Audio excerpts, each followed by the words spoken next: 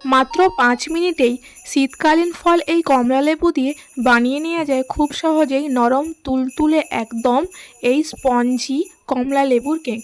তো প্রথমে আমি এখানে ব্যবহার করেছি 4টি ডিম আর তার জন্য ব্যবহার করছি একটি মাত্র কমলা লেবু। তো প্রথমে কমলা লেবুর খোসাটাকে ভালো করে গ্রেট করে ছাড়িয়ে নিয়েছি।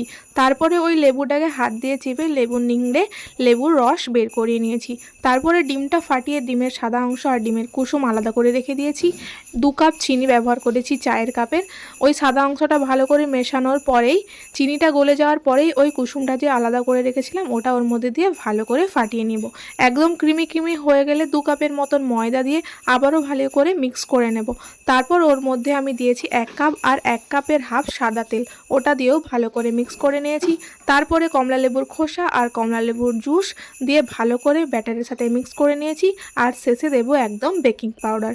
বেকিং পাউডার দেওয়ার পর হালকা হাতে কিন্তু মিক্স করতে হবে। আর একটা পাত্রে কিছুটা পরিমাণ ব্যাটার দিয়ে উপর থেকে বাড়িতে বানানো টুটি ফুটি আর বাদামগুলো দিয়ে মাইক্রোওভেনে 5 মিনিট রেখে দেওয়ার পরেই রেডি দারুণ স্বাদের এই নরম তুলতুলে কেক।